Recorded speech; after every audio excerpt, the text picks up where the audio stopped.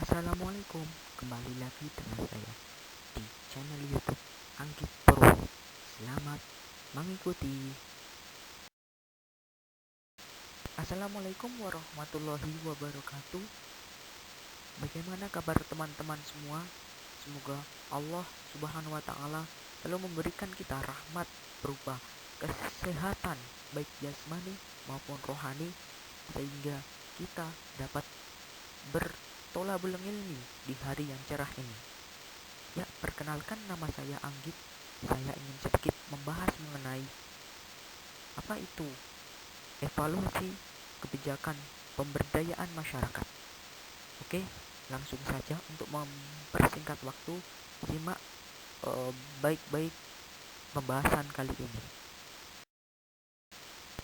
Ya, sebelum kita mengetahui tentang apa itu evaluasi pemberdayaan, kita harus tahu terlebih dahulu pengertian dari evaluasi itu tersendiri. Pengertian evaluasi secara umum dapat didefinisikan sebagai suatu proses pemberian penilaian terhadap suatu program atau kegiatan yang telah dilakukan. Dengan tujuan apa? Evaluasi ini dilakukan dengan tujuan untuk mengkaji perkembangan atau pencapaian suatu hasil program atau kegiatan tersebut secara objektif atau faktual. Nah, dengan kita tahu bahwa pengertian evaluasi tersebut, maka kita dapat mendefinisikan mengenai apa itu evaluasi pemberdayaan. Evaluasi pemberdayaan menurut David M.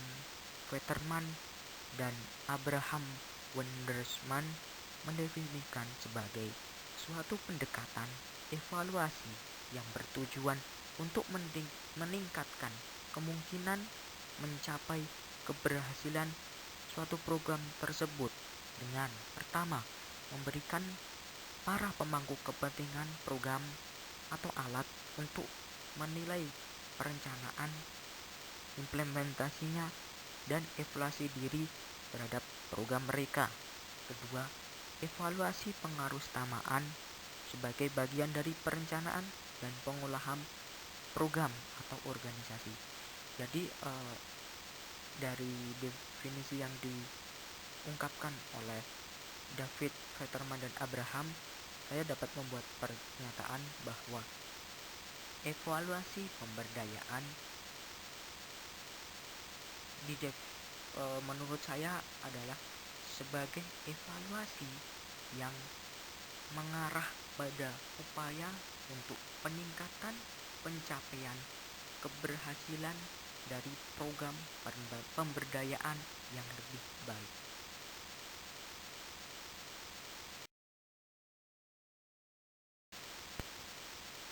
Ya, dalam proses evaluasi kebijakan pemberdayaan pastinya memiliki prinsip-prinsip. Karena dengan adanya prinsip-prinsip menjadi acuan dalam cara untuk mengevaluasi pemberdayaan tersebut secara efektif. Berikut prinsip-prinsip upaya evaluasi pemberdayaan yang komprehensif menurut David Vetterman dan Abraham Wendersman. Antara lain, pertama ada improvement atau perbaikan. Improvement di sini dapat diartikan sebagai setiap program pemberdayaan harus bertujuan untuk mengembangkan kehidupan masyarakat. Artinya, program pemberdayaan itu harus bisa mengembangkan atau memperbaiki kehidupan masyarakat tersebut. Kedua, ada community ownership atau kepemilikan komunitas. Artinya bahwa setiap program pemberdayaan harus menjadi milik masyarakat yang merupakan kelompok sasaran.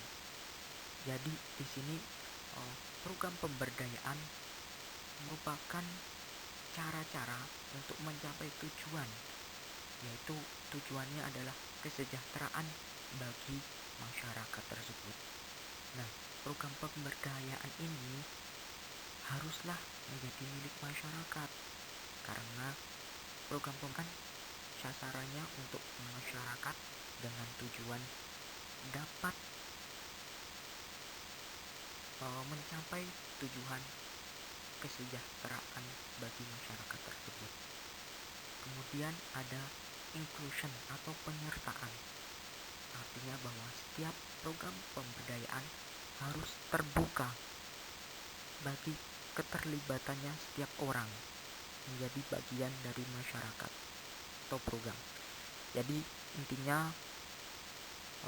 inclusion ini, setiap program pemberdayaan harus bisa dilibatkan kepada setiap orang tanpa terkecuali, baik itu masyarakat miskin, kaya, profesi petani, peternak, dan lain sebagainya.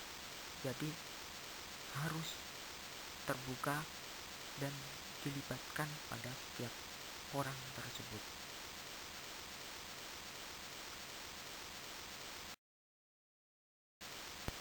Ya, yang keempat ada demokrasi participation atau partisipasi demokrasi.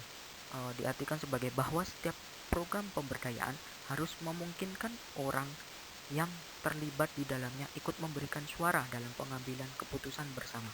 Artinya setiap perencanaan atau pembuatan program pemberdayaan haruslah diikutkan untuk terlibat dalam memberikan suara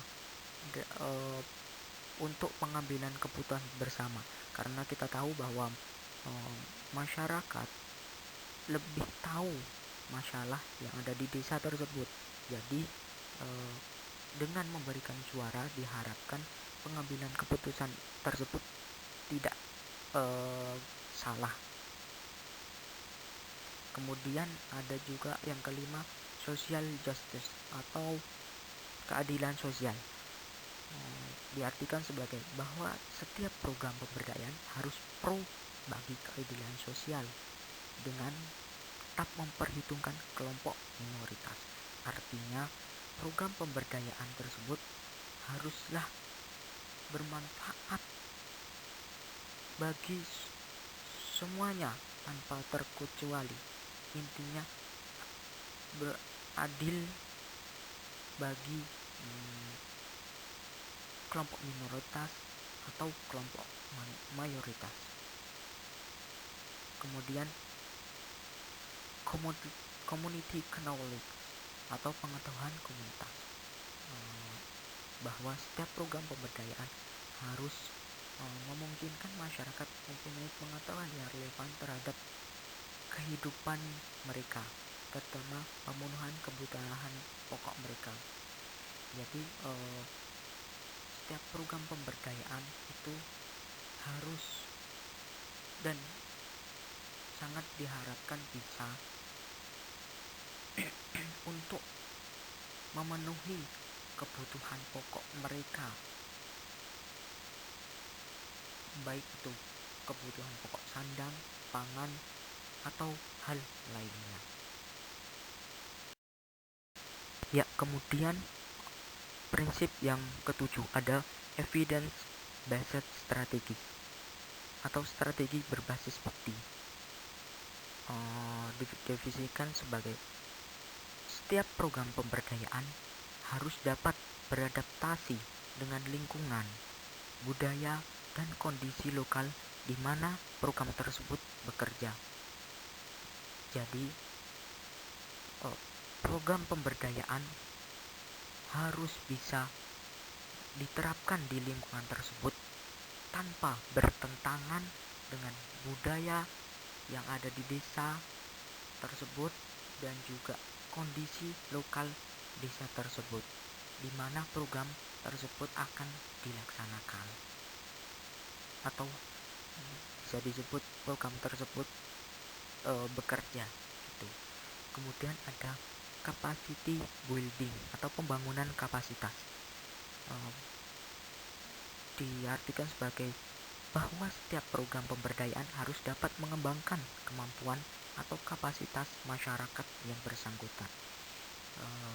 Intinya, setiap program pemberdayaan diharapkan harus bisa mengembangkan kemampuan atau kualitas kapasitas masyarakat tersebut agar dapat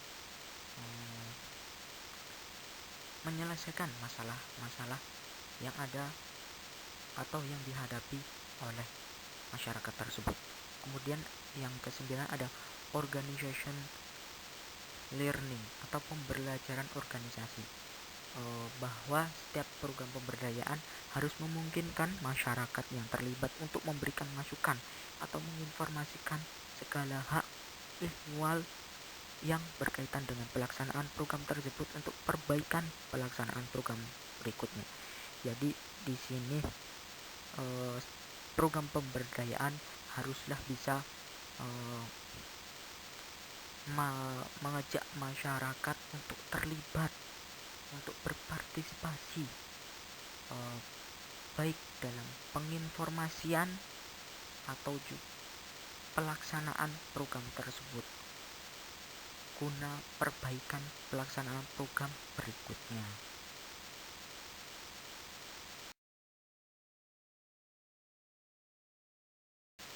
Ya, yang ke-10 yang terakhir ada accountability atau akuntabilitas, bahwa setiap program pemberdayaan harus memungkinkan setiap kepentingan anggota masyarakat yang terlibat sesuai dengan upaya-upaya program tersebut. Artinya, setiap program pemberdayaan harus bisa memenuhi setiap kepentingan anggota masyarakat yang terlibat sesuai dengan upaya-upaya program tersebut dilaksanakan. Nah, di antara 10 prinsip tersebut merupakan suatu prinsip dalam mengevaluasi pemberdayaan masyarakat tersebut. Kemudian juga dalam upaya evaluasi pemberdayaan masyarakat memiliki pendekatan-pendekatan khusus. Ada 2 pendekatan dalam evaluasi kebijakan pemberdayaan yang dapat dilakukan, yaitu ada pendekatan meta evaluation dan juga pendekatan discussion theoretic evaluation. Yang pertama ada pendekatan meta evaluation, yaitu pemberian penilaian atau asesmen terhadap upaya evaluasi yang telah dilakukan selama ini. Artinya, pendekatan meta evaluation itu dilakukan bersama kegiatan evaluasi biasanya, atau dapat diartikan sebagai evaluasi yang dilakukan ketika sedang mengevaluasi atau sesudah evaluasi selesai. Nah, dengan tujuan apa? Dengan tujuan untuk mengetahui apa yang telah dilakukan tersebut. Kemudian ada pendekatan discussion theoretic evaluation, yang artinya pemberian asesmen atau penilaian terhadap kinerja suatu program berdasarkan parameter yang telah disepakati oleh pihak terkait. Jadi pemberian penilaian ini mengenai kinerja suatu program tersebut, dan pemberian ini harus berdasarkan parameter yang disepakati oleh pihak-pihak terkait tersebut. Ya, mungkin itu pemaparan yang dapat saya sampaikan. Bila ada kekurangannya, saya mohon maaf sebesar-besarnya.